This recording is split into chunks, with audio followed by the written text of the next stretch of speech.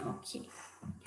Então, gente, eu sou a Bruna de Alarcon, sou professora de língua inglesa, tenho um curso de idiomas, apoio escolar, de inglês, espanhol, português para estrangeiros, trabalho com o ensino de língua inglesa há uns, já perdi a conta, mas faz mais de 18 anos.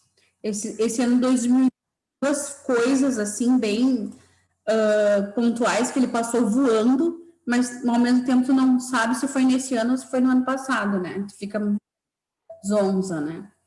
E sou especialista em ensino de língua inglesa, sou especialista em novas tecnologias na educação, e agora estou fazendo minha terceira especialização, sou especialista em psicologia, e agora estou fazendo a minha quarta especialização, que é o ensino bilíngue. Eu estou fazendo, eu não terminei ainda, tá?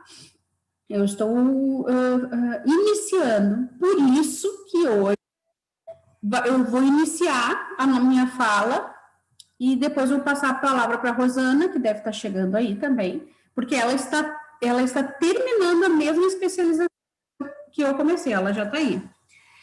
Então, depois eu vou apresentar ela para vocês, e eu quero dizer que eu estou começando, então, por isso eu ajuda da Rosana, embora eu tenha experiência de trabalho. Eu acho engraçado que estamos falando em ensino bilíngue agora em 2020, porque começaram a surgir muitas escolas bilíngues, mas lá em 2005, há 15 anos, eu já trabalhava numa escola bilíngue. E uma das minhas vontades era fazer uma especialização na área. E, gente, demorou 15 anos para começar a surgir as especializações.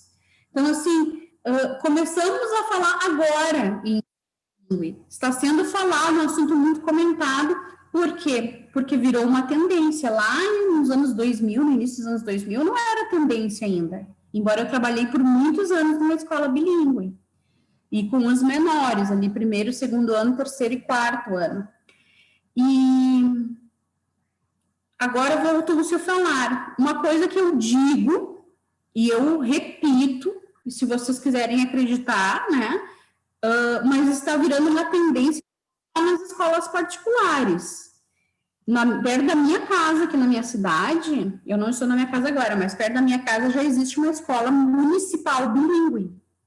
Então, se o bilinguismo estiver chegando nas escolas estaduais e municipais, é tendência, e a tendência não só nas escolas se tornar bilíngues, como os cursos de idiomas desaparecerem. Então, é esse o momento da gente estudar o bilinguismo. É este o momento. Ou a gente se estuda agora, fica especialista agora, ou oportunidades vão passar pelas nossas mãos e a gente não vai conseguir agarrar. Eu sei que tem muita gente dizendo que é muito caro fazer porque são todos o mesmo preço, né? Acho que são 3 instituições no Brasil que fazem o especialização em bilinguismo e as 3 cobram o mesmo valor. Então, eu acredito que é carinho em relação a outras especializações, mas tem que puxar daqui, acertar dali para poder pagar e poder estudar, porque é uma tendência forte. Já existe até em São Paulo, já existe uma orientação para os professores, a Rosana vai poder dar uma palhinha sobre isso, né? E no Rio Grande do Sul, que é onde eu estou, não chegou ainda essa orientação, que é uma orientação, é uma lei, né? Mas professores de pedagogia que tiverem um curso de línguas também vão poder trabalhar, e professores de letras. Então, essa é a tendência. Não fez o boom ainda o ensino bilíngue, porque por causa da pandemia, né, gente? Mas vai ter um boom aí do ensino bilíngue, vai ter e a gente nós vamos ter que estar preparados. Então, eu já fiz esse workshop juntamente com a Rosana, que é essa aqui do Learn Now Bilingual School, tá aqui na minha visão, tá aqui do meu lado. Mas por quê? Porque nós queremos promover queremos avisar a maioria dos professores que a gente puder e promover. A gente não ganha nada de instituição nenhuma, né, Rô, para estar aqui falando. A gente está fazendo um movimento para esclarecer os professores, para ajudar no que for preciso. E tanto que eu não falei em nenhuma instituição, não falei nem a instituição que eu estudo e nem que a Rô estuda. Se vocês quiserem, a gente pode falar, mas a duração do curso de especialização é 18 meses, tá? Mas é uma tendência que está surgindo, gente. Quando chegou no âmbito público, municipal, estadual, eu me comecei a abrir bem os meus olhos. Isso é futuro. Porque o prefeito que instituiu a escola bilíngue municipal aqui na minha cidade se reelegeu.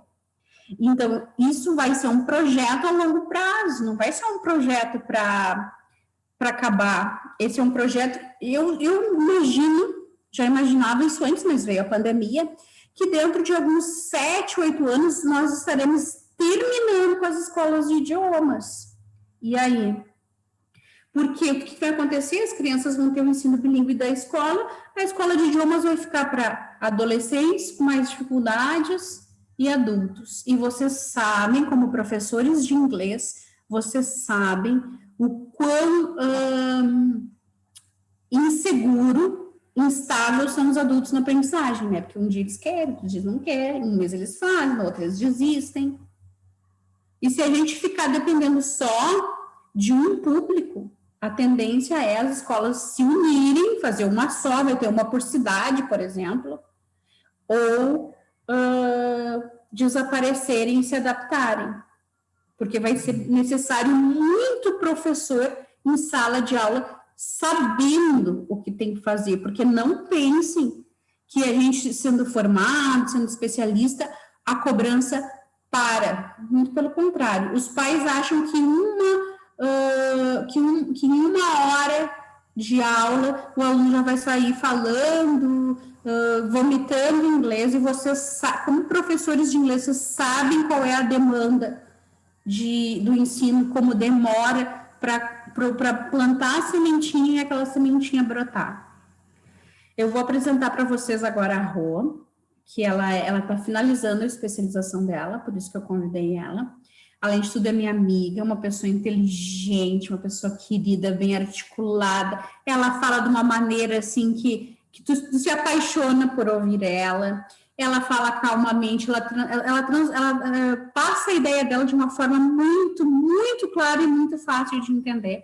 Ela vai adentrar mais sobre esse assunto do ensino bilíngue no nosso país, sobre as abordagens, o que vai seguir, o que vai acontecer, e vai falar um pouquinho também sobre a lei que está surgindo ali em São Paulo.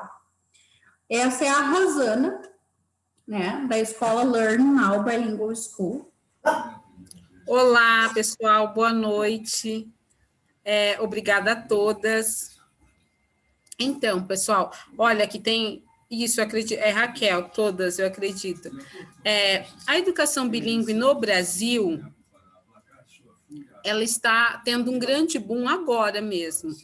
Porém, a educação bilíngue em outros países já teve, há um período atrás, um grande movimento, está acontecendo ainda esse grande movimento. Então, por isso que eu acredito também, igual a Bruna tem falado, nessa necessidade da gente se especializar, porque isso não tem como parar. Agora, o caminho é progredir, é ir para frente, né? No Canadá, em específico, como eles falavam uma parte em inglês, uma parte em francês, teve a situação deles começarem a descobrir, deles estudarem mais, deles pesquisarem mais a respeito da educação bilíngue. E aí a grande descoberta foi o CLIL, que é uma forma, né, das pessoas estarem aí aprendendo, estudando idiomas através de conteúdo, mas só que, na verdade, não é só ele, nós temos diversas abordagens diferenciadas, nós temos também como a Bruna estava falando, essa lei, ela está voltada para uma normatização.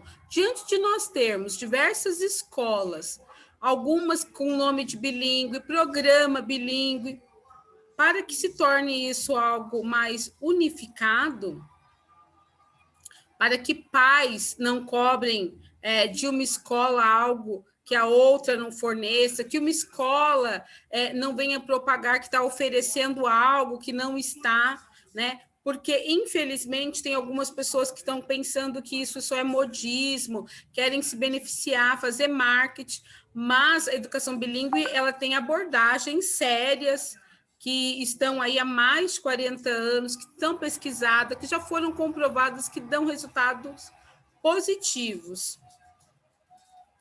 Então, para isso que houve uma normativa. Essa normativa, um dos redatores, o relator é o doutor Ivan Siqueira, junto com outras pessoas, eles conversaram e aí eles estabeleceram determinados critérios, né? Tanto para a escola, quanto para o profissional, quanto para o aluno também. Então, por isso essa necessidade de nós estarmos preparadas. Porque se eu estou trabalhando numa escola que se declara uma escola bilíngue, eu preciso, de formação, além da pedagogia ou curso de letras, eu necessito ter um certificado de QT de nível B2 de proficiência. Então, além disso também, eu preciso ter um curso ou de extensão de 120 horas de educação bilíngue, ou eu preciso ter uma pós-graduação em educação bilíngue, que nós já temos, né, escolas com pós-graduação bilíngue. Essa normativa de um curso de extensão de 120 horas, até as universidades, né, estavam falando que isso não dialoga com o que elas têm no momento, porém nós acreditamos que provavelmente até o início aí, janeiro desse próximo ano, elas já vão começar a oferecer isso. Então, é importante a gente começar a ficar atento, porque eu acredito que outras universidades vão começar a oferecer esse serviço. Então, a gente precisa ficar atento, né? Eu acredito que vai começar a modificar um pouco esse olhar para a educação bilíngue, na academia também, né? Porque eu tenho amigas que foram realizar trabalhos de TCC na educação bilíngue e não conseguiu orientador. Porém, eu tive um diálogo com o doutor Ivan Siqueira e ele já falou que ele acredita também que eles estão tendo diálogos com universidades públicas, até uma universidade na Bahia, ela já está oferecendo, teve a primeira remessa do ano de Clio, né? Que acredito que no final desse ano, para o próximo, nós vamos esperar aí que eles abram para novas turmas. Essa turma, que é a primeira que está se formando aqui no Brasil, vão receber um certificado de 120 horas, porque tem escolas, tem diversas outras abordagens, porém, tem escolas que se fundamentam apenas no Clio para trazer a educação bilíngue, né? Então, eles vão dar esse certificado, acredito que já para aumentar aí a quantidade de pessoas já capacitadas no nosso país em relação a isso. Bruna, eu tenho como compartilhar? Eu quero tentar compartilhar minha tela. Pode compartilhar agora, está autorizado. Ok, obrigada.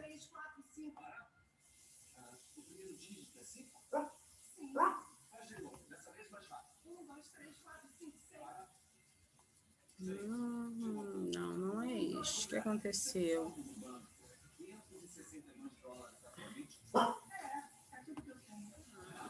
Deixa eu ver. Meninas, se vocês já conhecem alguma coisa, quer fazer algum comentário aí, podem fazer.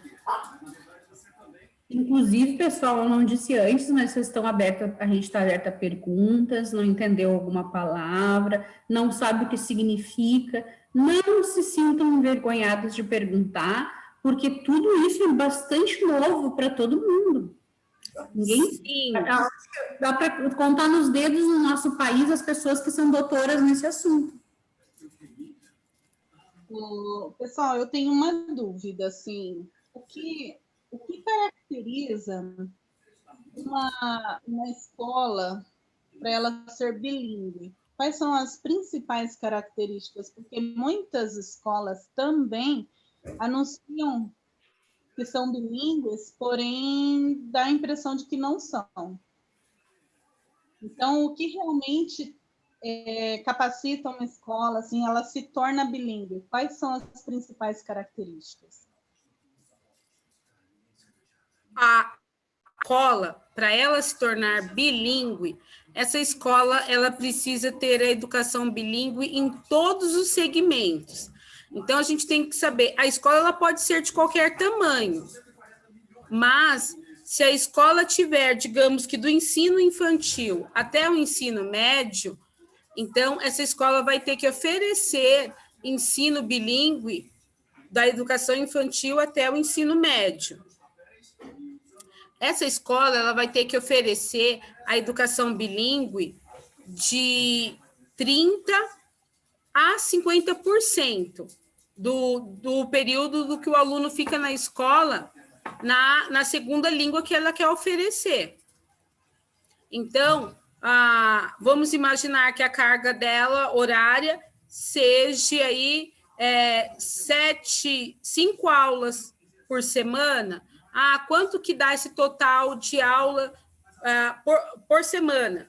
Aí vai ter que, digamos, ela tem 25 aulas por semana. Então, eu vou ter que pegar 30% no mínimo dessas aulas, ou 50% no máximo, e vai ter que ser toda no segundo idioma. Aí, o que a gente vai trabalhar em segundo idioma? Aí a gente vai ter que ver as abordagens, e segundo as abordagens, vamos ter que ministrar artes, de repente geografia, ciências, outras disciplinas que vão ter que ser discutidas no segundo idioma. E essa escola também precisa que os professores dela estejam habilitados, né? Que é o professor, que é aquelas exigências que eu te falei em relação ao professor, que ele precisa ter aí pedagogia, letras, isso é para o ensino fundamental. Mas a nível proficiência B2, mas o certificado ou de extensão ou de conclusão de uma pós-graduação bilíngue. No ensino médio, a escola pode oferecer, no mínimo, 20% da carga horária dela, em outros idiomas também, né? No idioma da segunda língua que ela quer trabalhar. E ela vai ter que... Esse currículo tem que estar unificado com a grade. Ela não pode falar que ela é uma escola bilíngue se de manhã ela tem um curso e essas aulas bilíngues estão fora da grade curricular dela. Ela precisa ter uma única grade que está contando aí já quantas aulas o aluno tem de inglês, de quais disciplinas que são essas aulas. Então, e ela vai ter que fazer um documento também, né? Uma proposta que esteja aí colaborando com isso, e a diretoria de ensino, né? Vai ter que verificar essa proposta. Só para vocês terem uma base, eu fiz uma conta rápida aqui, se tem 25 períodos semanais, 7 períodos e meio tem que ser de inglês. E em inglês, aliás. Eu tenho só mais uma pergunta no momento. É o seguinte, quanto tempo leva-se para uma escola que não é bilíngue passar por todo esse processo e se tornar bilíngue? Em média, quanto tempo isso leva, essa transição? Então, isso que é algo delicado, né? Não há um período, há um período para a pessoa estar dentro da norma. Mas, olha só, vamos imaginar um aluno que já está lá no ensino fundamental e ele está matriculado e essa escola fala que ela é bilíngue, né? Ela tem todo... ela é uma escola que está toda dentro das normativas de uma escola bilíngue. Esse aluno, quantas dificuldades ele vai ter? Como vai ser delicado para isso? E quando nós chegamos lá no ensino fundamental 2, o professor e a escola precisa ter profissionais de outras disciplinas que tenham habilidade em inglês.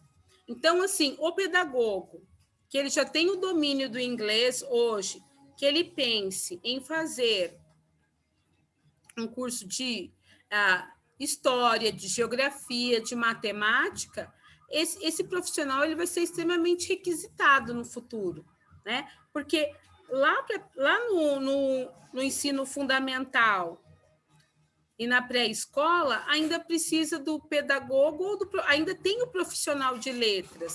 Mas quando eu entro no ensino fundamental 2 e no ensino médio, eu vou precisar de outros profissionais, né? Que tenham já outras habilidades, como professor de matemática e inglês, que eu não consigo para fazer alguma live comigo para a gente falar sobre isso a respeito. Então, há uma necessidade muito grande, assim, de todos nós acordarmos e nos prepararmos para essa realidade.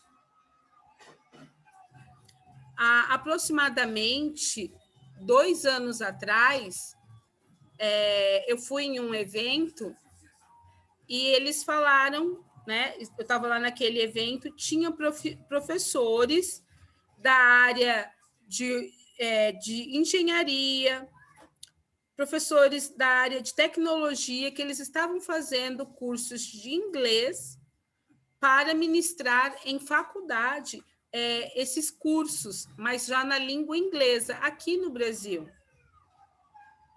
Nós já temos universidades pensando nisso, porque a educação bilíngue, ela prepara e ela pensa naquela pessoa que vai se comunicar através da língua. Não é apenas a pessoa que decorou ou que sabe as regras gramaticais. Então, como que eu vou me comunicar em inglês num ambiente de tecnologia, com profissionais de tecnologia, com profissionais da área de engenharia, né? Com diversos outros profissionais. Então, por isso, essa necessidade da gente repensar no idioma, né? Na aprendizagem, na aquisição de língua. Então, eu acho que muda um pouco o foco de como era visto antes. Então, aqui, ó, eu estou falando aqui da formação bilíngue, né, para professores.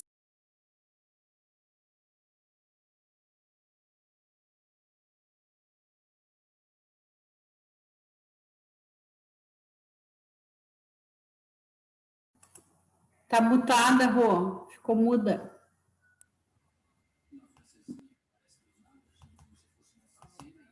Pronto, estão me ouvindo? Então, assim, tem muitas possibilidades para o professor diante desse crescimento todo. Então, por isso que eu coloquei aqui, ó, vocês estão vendo, bastante caderninho, né? Porque nós, quanto professores, a gente sempre já está estudando mais, vendo outras coisas, e diante dessa novidade da educação bilíngue, que não é mais simplesmente a gente focar, eu preciso adquirir, ter uma aquisição de idiomas. Eu preciso pensar como que vai ser trabalhada essa aquisição lá para os meus alunos. Eu preciso criar, ainda aqui no Brasil, nós temos um outro fator mais delicado ainda, porque quando a gente pensa numa aquisição de uma língua, principalmente para crianças, ela geralmente ocorre de forma afetiva. E nós temos que pensar aqui que a maioria dos pais, eles não vão contribuir com esse processo da criança ter um afeto maior com a língua na comunicação com os pais. Então, vai ser nós, professores, que vamos ter que pensar em criar e propiciar momentos para que aconteça essa educação bilíngue de fato. Então, quanto eu, como professora, eu vou ter que me formar, me preparar para que isso ocorra. Aí, aqui, ó, uma abordagem que dialoga muito é o CLIO, que é o Content and Language Integration Learning. Porque eu trabalho aqui a integração de língua e conteúdo.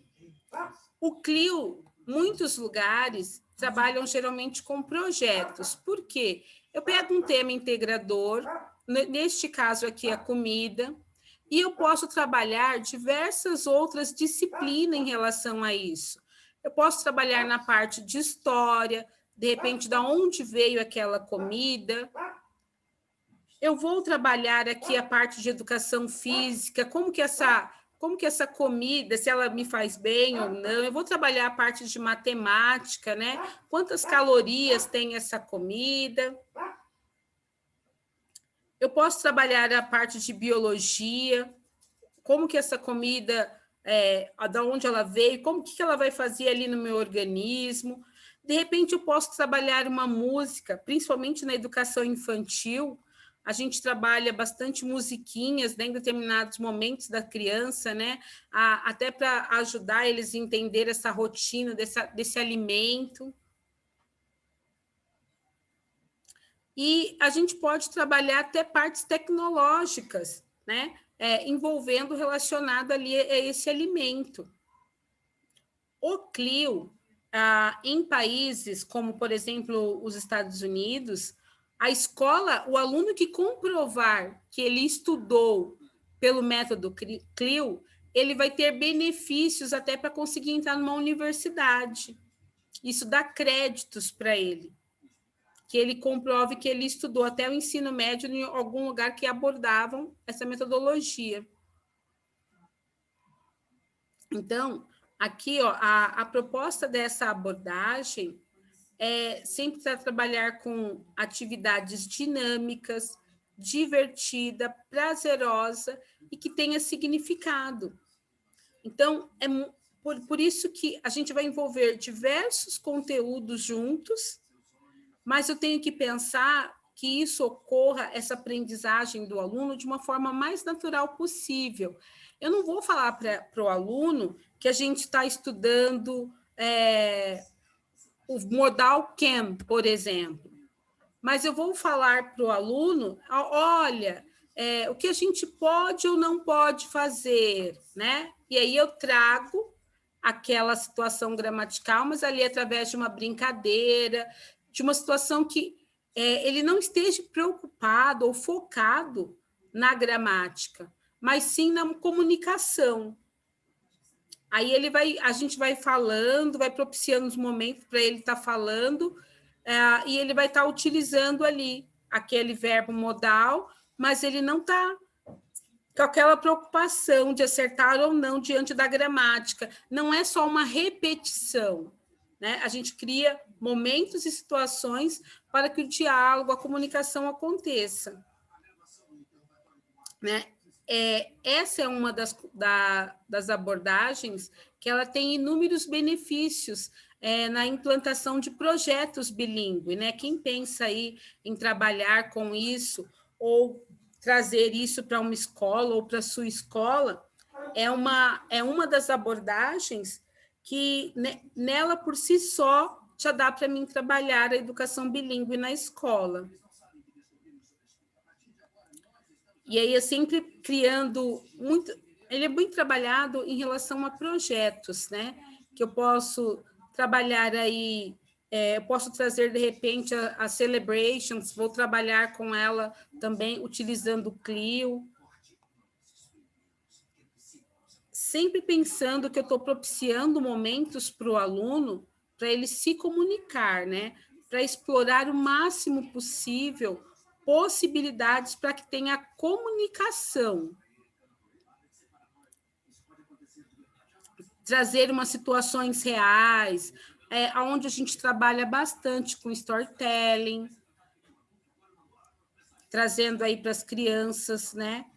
Dá para a gente trabalhar também com drummer, né? Vou trazer aí situações de teatrinhos, ele vai falar, mas ele já sabe um contexto, e por isso que tem aquela comunicação. Dá para a gente trazer também a situação de preparar um prato, né? A criança vai vivenciar aquele momento lá de fazer uma receita, um cake, um cupcake, né? Um fruit salad, e mais eu vou trazer o vocabulário de tudo já em inglês, propiciando aquele momento lá para a criança, sempre também com tanto coisas reais para ela fazer, ou então a gente vai explorar muito os flashcards, né? Para sempre ela estar associando aquela situação com algo.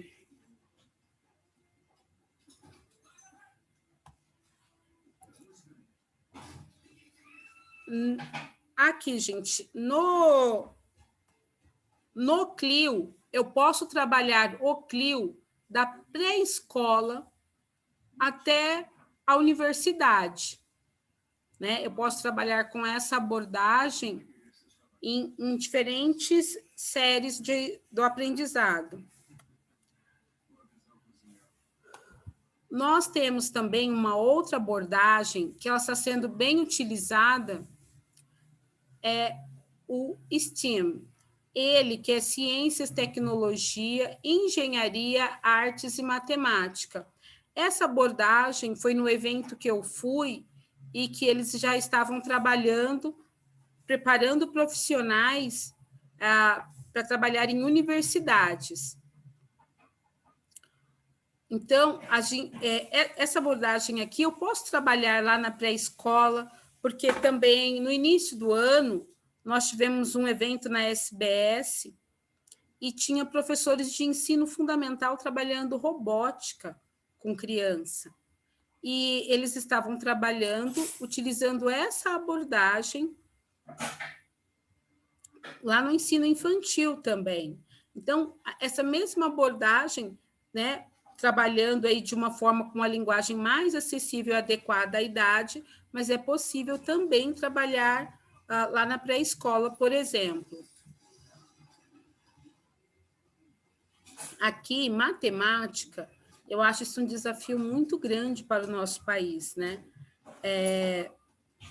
Infelizmente, nós não temos aí um nível de proficiência desejável em matemática, e aí eu ouvi já até um comentário que o próprio Luciano Huck falou, que ele tinha uma dificuldade muito grande em ensinar matemática para o filho em inglês, em auxiliar o seu filho na elaboração das atividades escolares. Então, essa é uma porta que eu vejo assim muito grande. Um professor de matemática que ele quiser aliar os conhecimentos dele com a língua, eu acredito que ele vai ser um profissional aí extremamente desejado para esse mercado de trabalho. Artes, quando a gente pensa em artes aí, uma vez eu vi um comentário e eu acho muito importante a gente refletir sobre isso, né? Criança não precisa aprender somente as cores em inglês, mas aí eu posso trabalhar as cores com as crianças em diferentes projetos, com diferentes propostas, e eu não vou trabalhar só mostrando a cor e pedindo para ela repetir, né? A gente vai trazer ali situações reais, brinquedos, objetos, de repente até um quadro mesmo, e ela vai nos comunicando, não somente ela pode falar ali as cores, mas o formato, os shapes, né? A gente pode explorar muitas outras situações.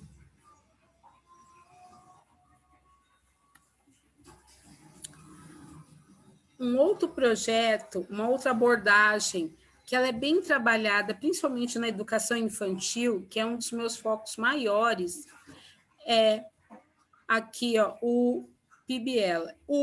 Este aqui, ele se confunde, porque nós temos projetos baseados em aprendizagem, e nós temos também ali aprendizagem baseado em problemas, Os dois têm a mesma sigla, a única diferença é que um é o projeto e o outro é problemas. Porém, a situação de ensino-aprendizagem é muito semelhante, né? Ambos têm a premissa no ensino centrado no aluno na aprendizagem colaborativa e participativa. E se nós refletirmos um pouco, nós vamos ver lá na BNCC, a BNCC ela dialoga muito com isso, né? Da gente criar situações ali de aprendizagem para que o aluno consiga interagir com o outro, né? Para que ele venha se comunicar com o outro, para que eles venham dialogar e conseguir chegar a soluções de problemas juntos, né? Pensar em resoluções não somente para ele, mas para todos nós, né, que as soluções venham interferir, agir aí no nosso mundo. Então, essa é uma abordagem que dialoga também bastante com as habilidades que estão ali na BNCC, que é muito importante. Ainda que eu tenha uma escola bilíngue, uma lei não suprime a outra. Então, as leis que eu já tenho, que nós sabemos que uma das nossas normativas na educação no Brasil é a BNCC. Então, eu vou ter que criar uma escola bilíngue que dialogue todos os projetos, trabalhos e atividades, eles vão ter que também estar segundo ali as normas da BNCC. Então, eu preciso criar e envolver os alunos na aquisição de conhecimento e habilidade, né, por um processo de investigação. O professor, ele não pode dar tudo ali resolvido na mão do aluno, né? A gente vai trazer uma situação e o aluno, ele pode dialogar com os outros alunos e com o professor para que nesse processo de investigação dele, ele consiga adquirir aprendizagem. Tem aqui a possibilidade de aprendizagem utilizada em projetos é a gente utilizar as metodologias ativas. Por quê? É um outro desafio muito grande para os professores e os profissionais do século XXI, né? A gente trazer cada vez mais o ensino híbrido, as metodologias ativas para o nosso ensino-aprendizado. E aí, neste momento, a gente vai propiciar situações da qual eu possa, de repente, enviar um link para o aluno assistir, eu enviar um formulário, um Google Forms, para ele já assistir algo, ali responder, ou colocar anotações. Tem várias outras plataformas que a gente pode pensar em usar, para que eu envie para o aluno que ele, da casa dele, ele possa interagir com outros alunos que estiverem em outros lugares, né? Em que eles todos venham interagir e ter acesso ali a essa aprendizagem, a construção dessa aprendizagem. Aqui, ó, os alunos compartilharem ideias, né, entre os colegas e os professores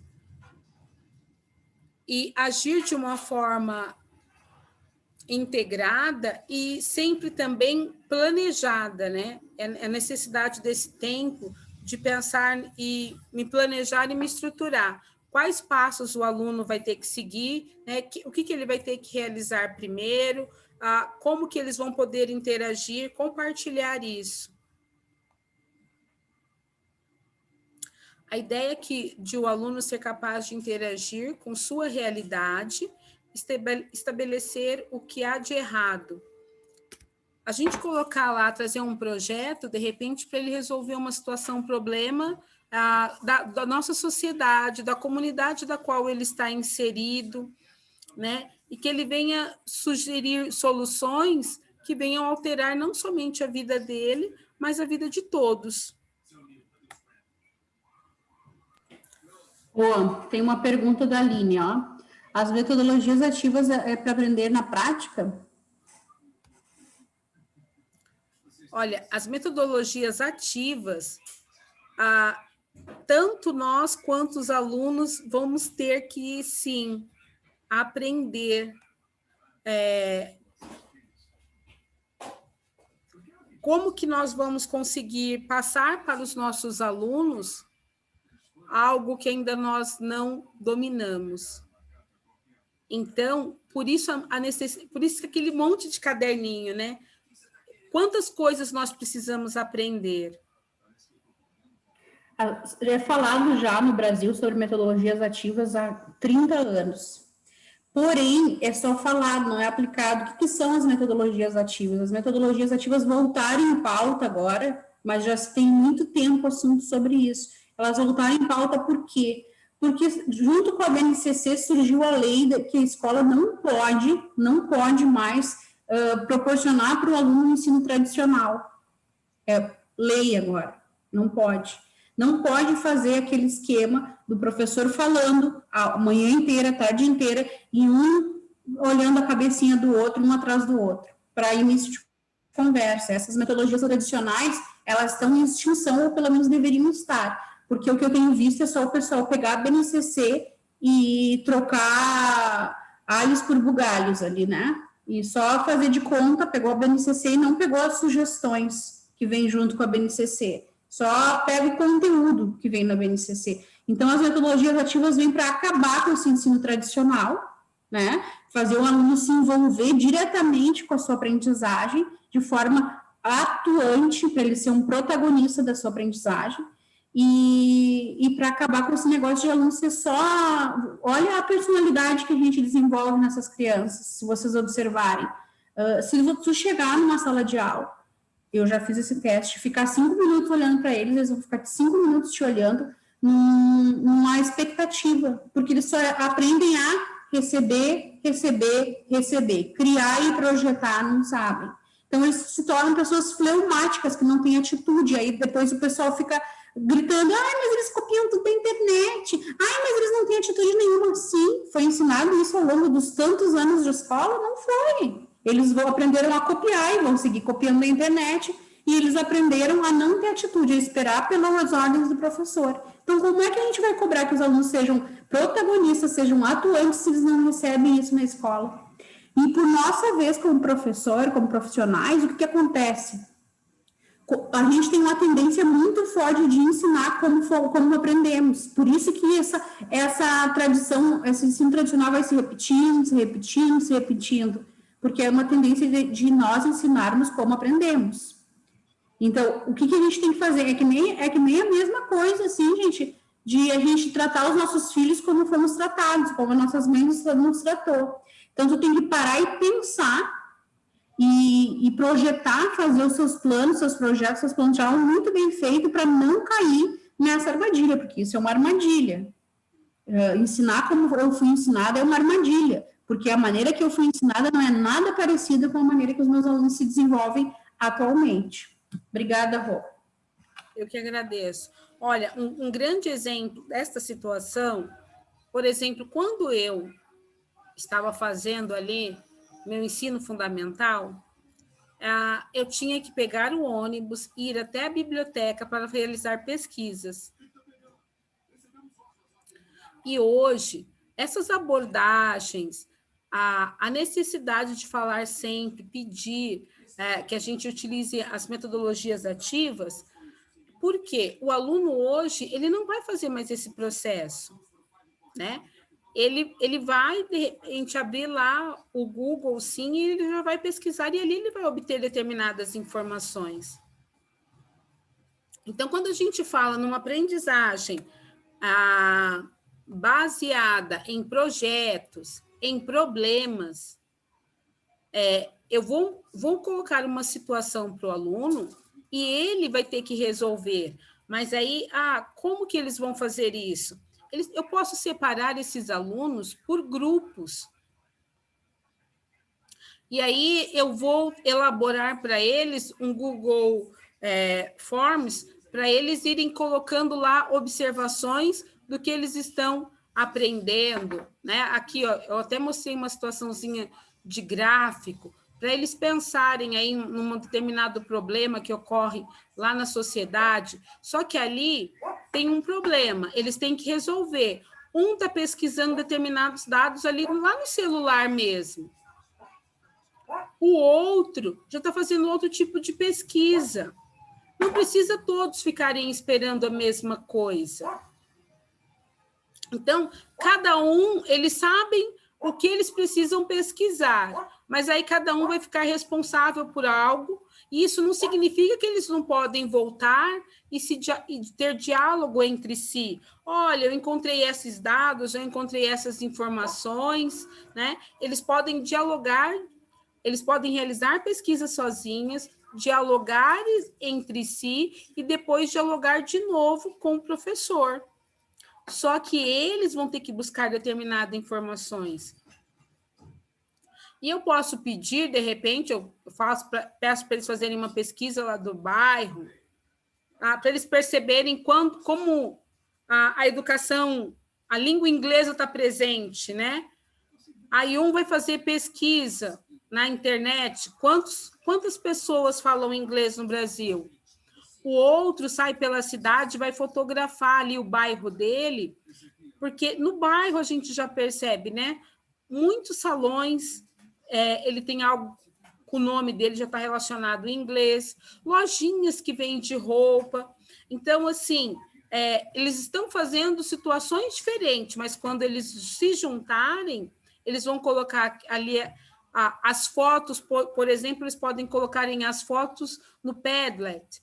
Então, eles vão utilizando diferentes recursos tecnológicos que envolvem aí a metodologias ativa, mas todos eles têm um projeto apenas, eles estão trabalhando de forma variada e diversificada.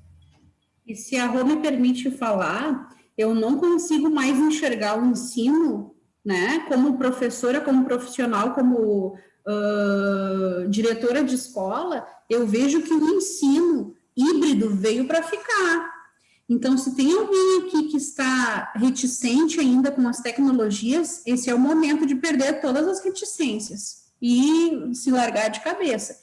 E isso que estão fazendo atualmente, de uma parcela dos alunos está online e a outra parcela está presencial, não é ensino híbrido, gente. Isso se chama gambiarra, que foi muito bem dito por uma das professoras da nossa comunidade aqui.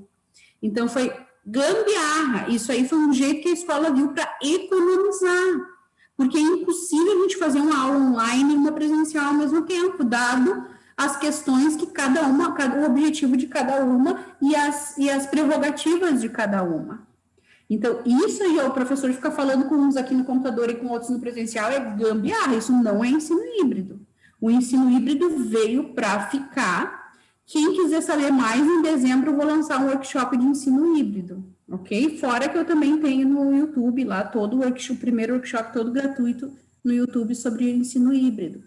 Mas eu vejo que o ensino híbrido, que daí a Rô mostrando ali a imagem que ela selecionou com calma para representar a abordagem que ela está explicando, me lembrou diretamente de falar isso para vocês, que é o ensino híbrido, é exatamente isso.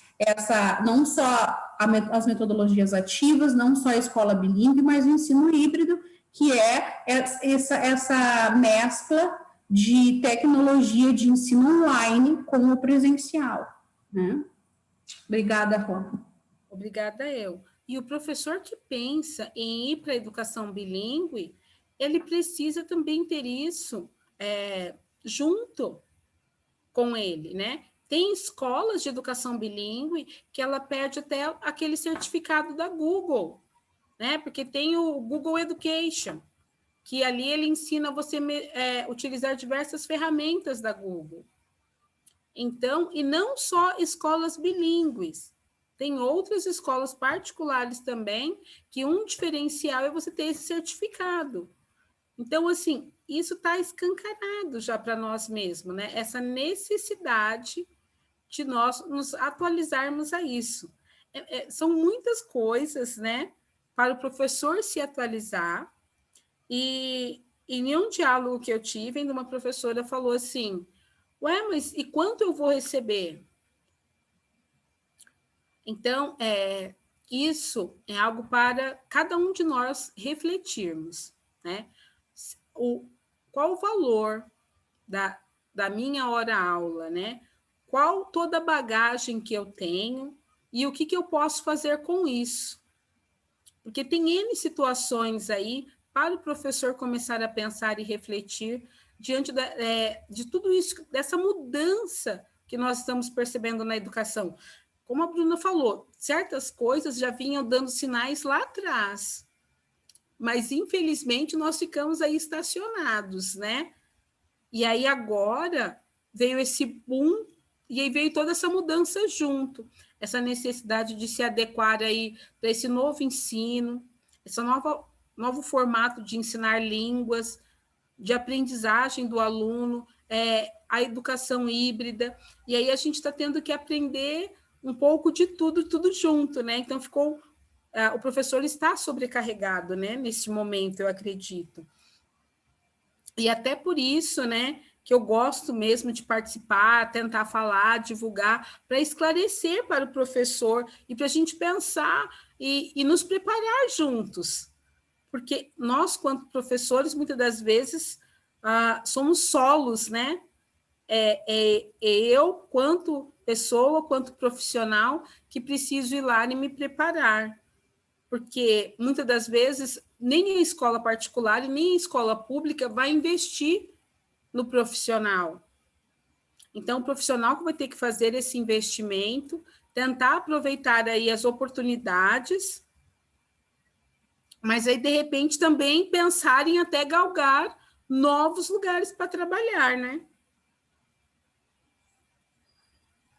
Porque uma escola hoje, nós temos determinadas escolas que chega a pagar aí 13 mil para um professor de educação bilíngue.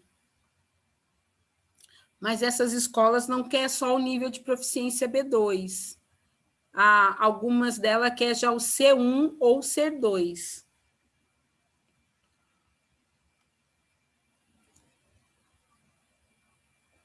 Essa aprendizagem aqui, que é o Play-Based Learning, que é a aprendizagem baseada em brincadeiras, ela é muito voltada já para a educação infantil. Então, e se nós observar lá a BNCC ela fala muito sobre isso, né? Para a criança brincar, preparar ali, trazer muitas brincadeiras diferenciadas e propiciar momentos de aprendizagem, mas diante de brincadeiras. E aí, essa imagenzinha aqui em cima eu coloquei porque na BNCC tem aquele momento que é o eu, né? O outro e o nós. Então, quando a gente vai trabalhar ali com criança, a gente precisa também tentar já ir trazendo brincadeiras e situações para ele saber, para ele aprender a dividir, para ele trabalhar ali a parte de emoções, né, de sentimentos, trabalhar a sociabilização dessa criança, ele interagir lá com o outro. A gente precisa trabalhar as diferenças, né, porque as crianças não são todas iguais, um vai aprender rápido, o outro não. Uma criança tem a pele branca, a outra não. Uma criança está com cabelinho comprido, a outra está com cabelo curto. Então, quantas diferenças, quantas situações a gente tem que trazer para o aprendizado? São muitas coisas, né? Então, assim, e tudo pensando muito nessa parte do afetivo, porque é comprovado, né? Quando a criança se dá melhor com o professor, ela aprende mais. Quando ela gosta ali daquela situação, quando você traz a aprendizagem de uma forma que é divertida, o aprendizado fica mais significativo. Aqui, ó, essa outra foto que está a criança aqui, ó, olha que muitas das vezes, de repente, pode parecer um grande trabalho, mas olha, a professora passou numa folha aqui, tem esses dados aqui que a criança vai colocando, né, as palavras no lugar. Para ela está brincando, mas ela está aprendendo. E é algo que muitas das vezes, até pais eu já vi falando isso, né? Nossa, minha filha foi para a escola hoje, mas ela falou que ela brincou. Mas nós criamos essas brincadeiras, essas atividades, mas nós sabemos, tem uma intenção, tem um aprendizado por isso. Então, assim, a gente também está ciente disso e mostrar para os pais, né, que essa brincadeira ela tem uma intenção, tem um motivo. Aqui, essa outra criança, ó, ela está aprendendo a contar, mas é brincando também. E tem várias outras situações que a gente pode pensar em aprendizado baseado em brincadeiras, né? Tem muitas situações. Muitas das vezes, se a gente for verificar em grupos pedagógicos ali que vê a linha da vertente da Montessoriano, Reggio Emília, né? Pickler, são diversas vertentes, porém elas dialogam uma com a outra e elas trazem muitas situações para isso. Quando a gente fica um pouco sem ideia, se for buscar nesses lugares, a gente vai encontrar diversas situações que dá para você contextualizar, trazer, ainda que faça algumas alterações, né, diante da sua realidade, diante da realidade dos seus alunos, das possibilidades deles, né? Mas tem bastante coisas que dá para a gente aprender e pegar ali. Quais são os benefícios desta abordagem, né? Aprendizado baseado em brincadeiras. As crianças são naturalmente motivadas para brincar. Então, a primeira motivação, eu não estou falando para o aluno, vem sentar agora que você vai fazer a sua lição e você vai aprender. Eu vou convidar o aluno a brincar. E aí, naquele momento, ele vai estar aprendendo. Eu vou desenvolver habilidades sociais e emocionais no aluno. Mas dentro daquela brincadeira, eu posso colocar regras, né? E ele vai ter que respeitar as regras para ele brincar. Eu posso criar ali situações da brincadeira de que sejam brincadeiras colaborativas. Então, ele vai ter que, ele e um coleguinha se auxiliar para ver quem é que vai ganhar. Então, ele já está trabalhando ali o espírito de equipe nele, né? A brincadeira aumenta a autoestima. Que ali naquele momento de brincadeirinha, e a gente ri e traz aquelas situações, eles se sentem também importantes, né, de estar participando, de ganhar ou até de perder, que a gente ri, a gente traz tudo de uma forma muito lúdica, então eles não se sentem tão constrangidos, igual a gente vai falar, né? 2 mais 2 é igual a quanto? Você errou, você acertou. A gente vai estar trabalhando tudo de uma forma diferenciada. Isso não quer dizer que a gente não vá trazer para o aluno o que está certo e o que está errado, mas a gente vai trazer isso de uma outra forma, de uma outra concepção, brincando de uma forma mais lúdica, de uma forma mais afetiva, para que esse aprendizado ocorra. E o aluno ele também já vai estar aprendendo ali relações espaciais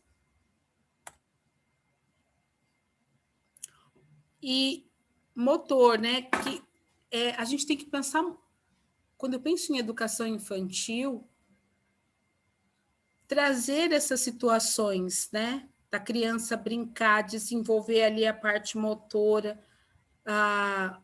que são muitas habilidades que a gente tem que se preocupar para a criança desenvolver, que vai ser ali naquele momento. Até porque hoje o pai, a mãe trabalha e essas habilidades acabaram ficando, né, para que a escola acabe desenvolvendo, né?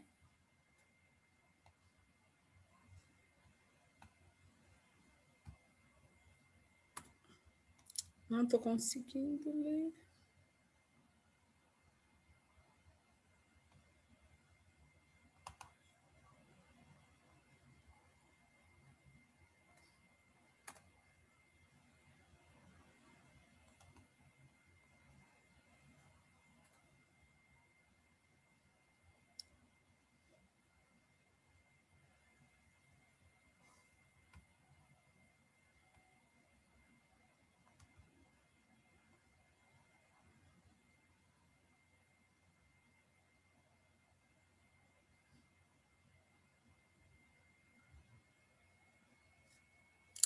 experiências sensoriais para desenvolver o corpo e a mente.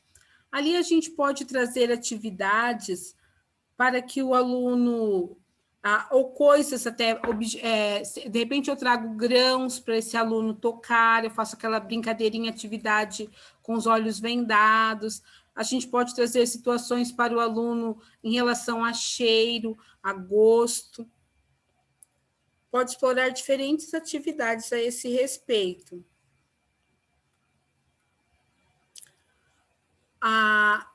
Em um grupo, teve uma professora que ela falou que não teria como ensinar crianças, bebês, a aprender um outro idioma.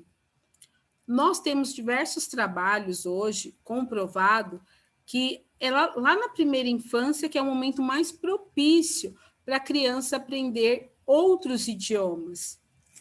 Então, uma abordagem que eu acho muito interessante e ela é voltada para crianças de 0 a 3 anos, é a abordagem Pickler. A Emily Pickler, ela era uma pediatra e ela fundou um orfanato e lá ela teve uma filha também e nesse orfanato e com a filha é que ela desenvolveu essa abordagem que tem o nome dela, né, que é a abordagem Pickler. E olha só, esse orfanato, ele foi fundado em 1946.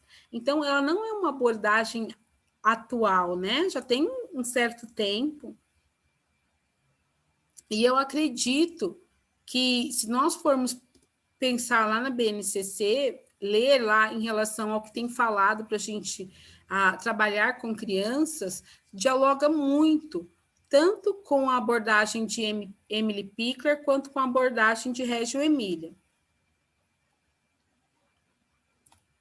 A abordagem de Pickler, algum dos pilares dela é o bem-estar físico, afetivo e psicológico dos bebês e crianças pequenas. Então, tanto os pais quanto os cuidadores de criança, ela fala muito para respeitar, né, a criança. Você vai criar um momento, um ambiente para a criança brincar e você vai estar cuidando, vai estar próximo, porém, você vai deixar a criança livre. Que aqui é onde ela fala a abordagem se baseia em alguns conceitos básicos.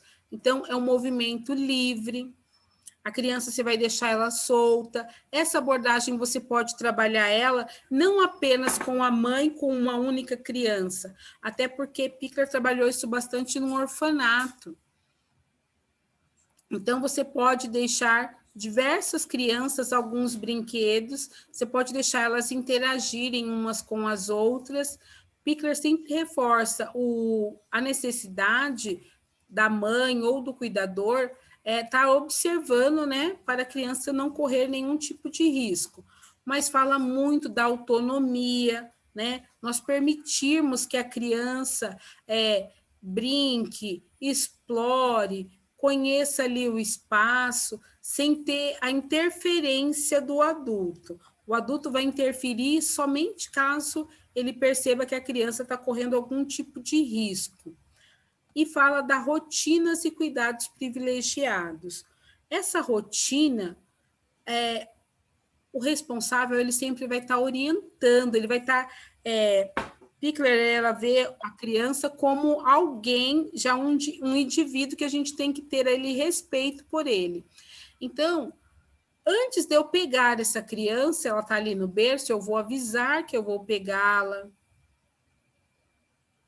eu vou dar banho, eu vou estar conversando com ela, né? Olha, agora nós vamos trocar de roupa, você vai tomar um banho. Eu vou estar sempre falando, orientando essa criança o que vai acontecer. Nesse momento, na educação bilíngue, ao invés, o bebê, né? Quando ele nasce, ele não entende. Olha, eu nasci no Brasil, eu vou falar a língua portuguesa, eu nasci nos Estados Unidos, eu vou falar inglês, eu nasci desse lado do Canadá que fala francês. O bebê ele vai dialogar conforme as pessoas dialogam com ele, né?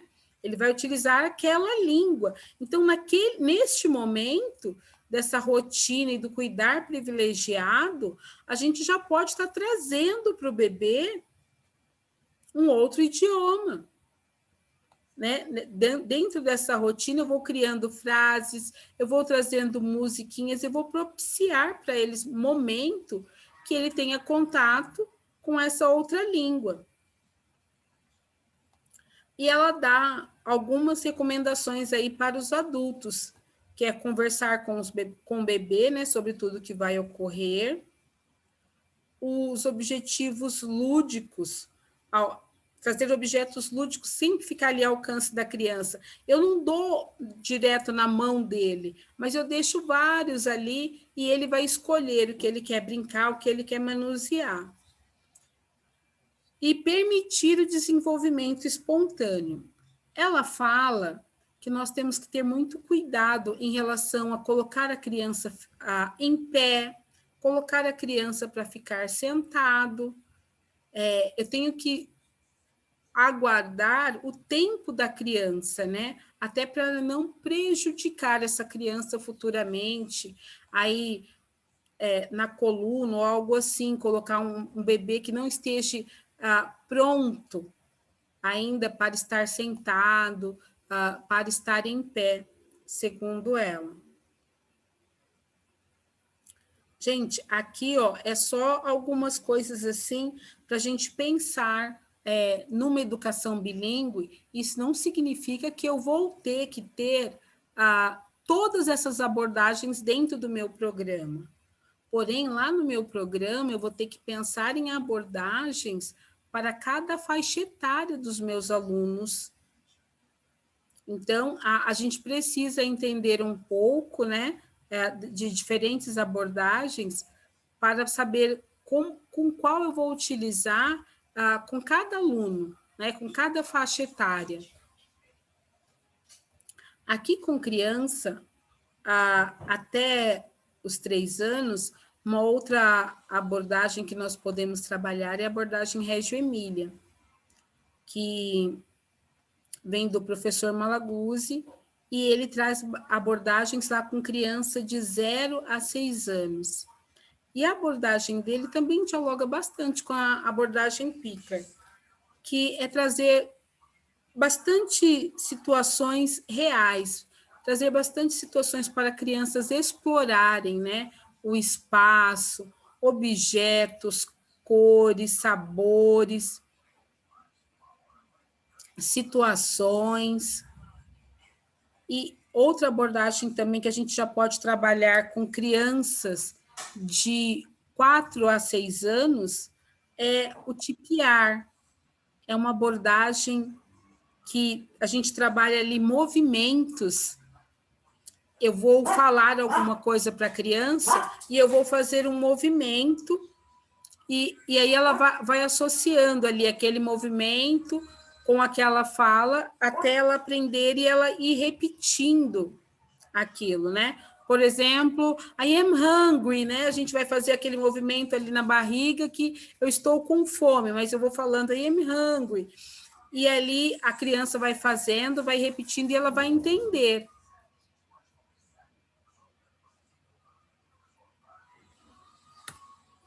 E aqui eu agradeço a participação de vocês. Eu não consigo ver aqui, caso vocês também tenham mais perguntas.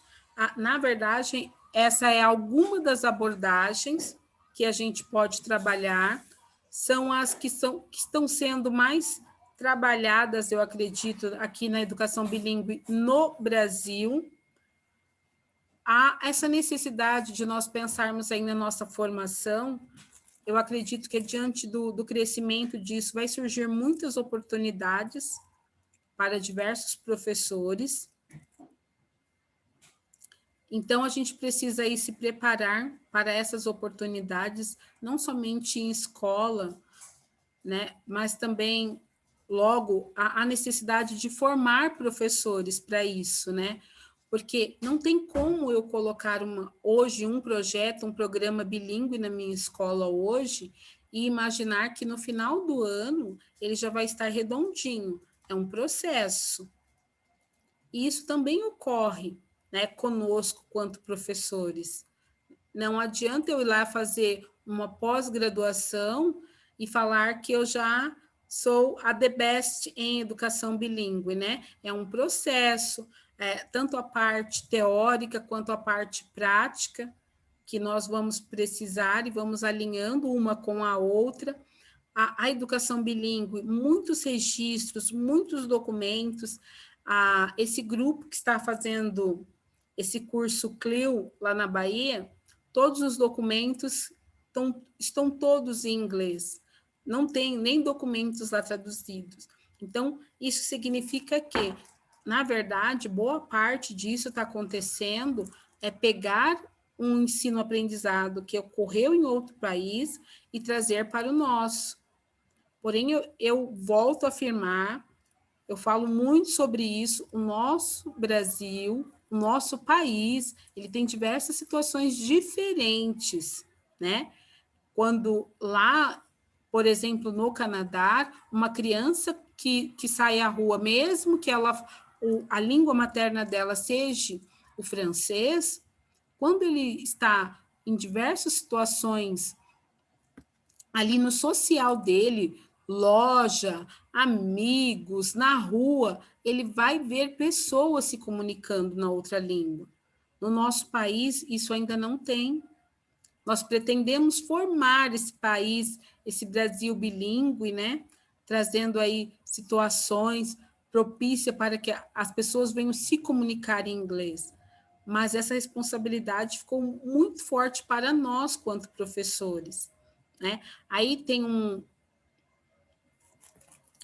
uma abordagem que é o BICS e KELP, que o BICS ele é uma aprendizagem que ocorre lá na família, que é algo afetivo, sentimental, que a criança vai aprendendo palavras, vocabulário, e quando ele vai para o KELP, que é a formação que é lá da academia, é onde o professor vai auxiliar esse aluno utilizar aquela frase de uma forma correta, né? Aquela comunicação de uma forma adequada segundo as normas.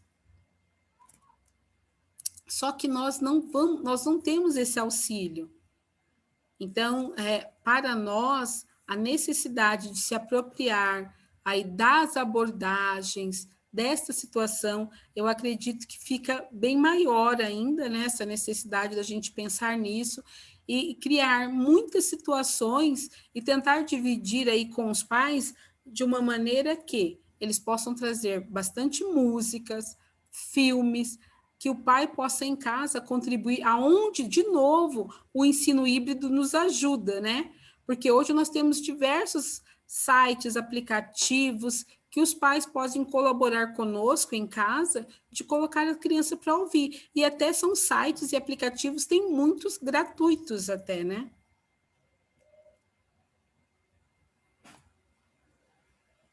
Eu espero ter contribuído aí com vocês, com essa visão aí um pouco mais a respeito do bilinguismo no Brasil.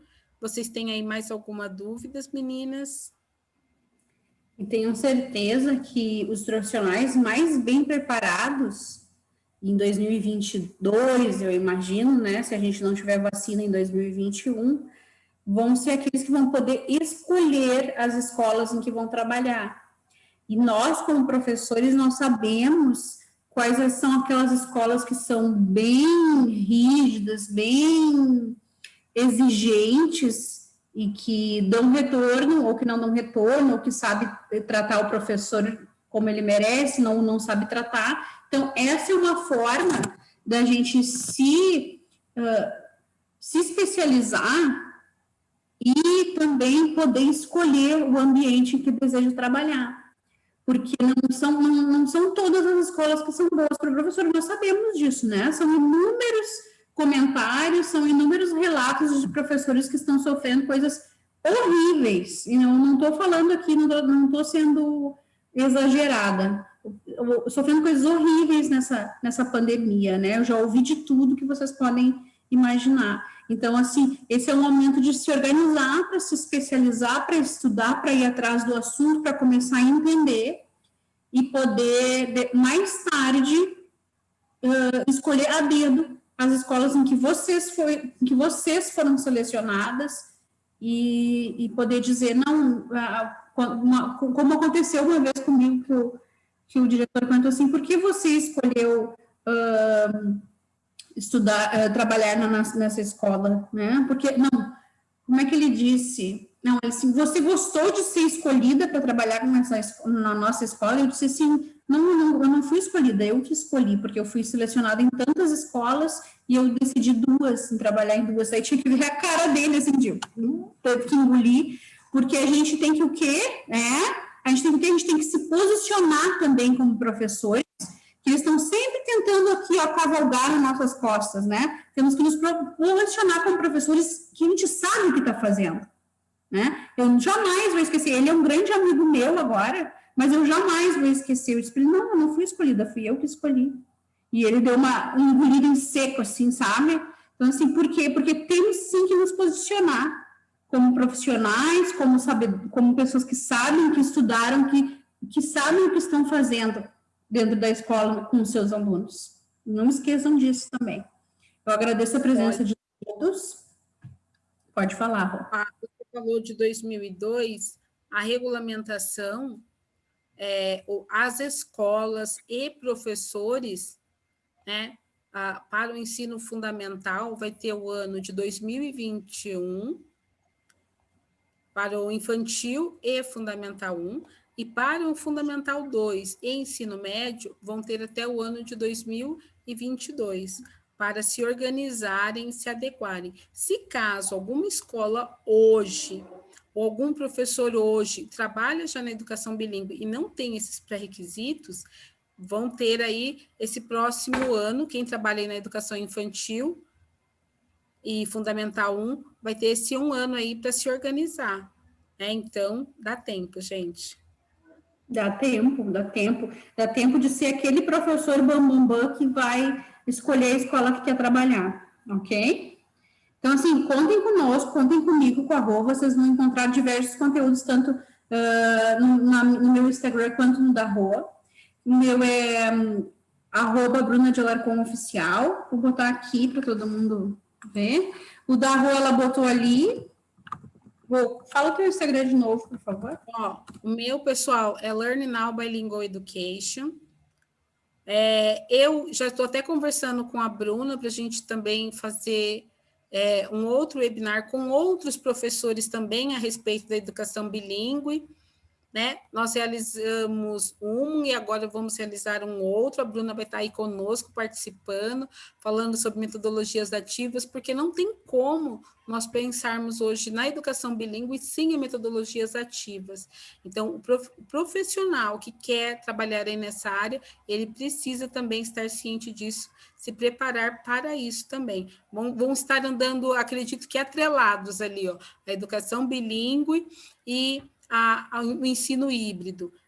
São algo assim, são coisas extremamente necessárias para esse professor do século XXI, porque estão falando muito a respeito do aluno do século XXI, mas eu não tenho como, né, preparar o meu aluno se eu não estiver preparada, né?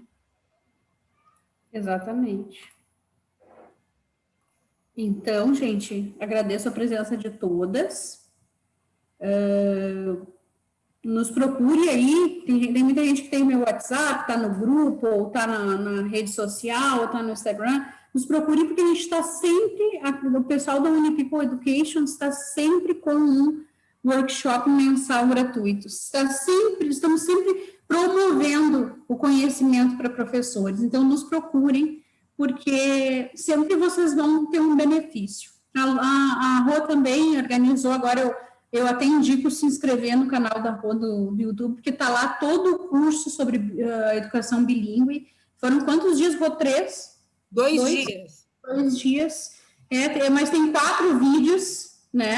Os 4 vídeos, mais de 1 hora cada. Então, assim, muitos profissionais que já trabalham nessa área. Então, assim, é bem interessante de ver, com o mesmo nome, o canal dela com o mesmo nome do que do Instagram, ok?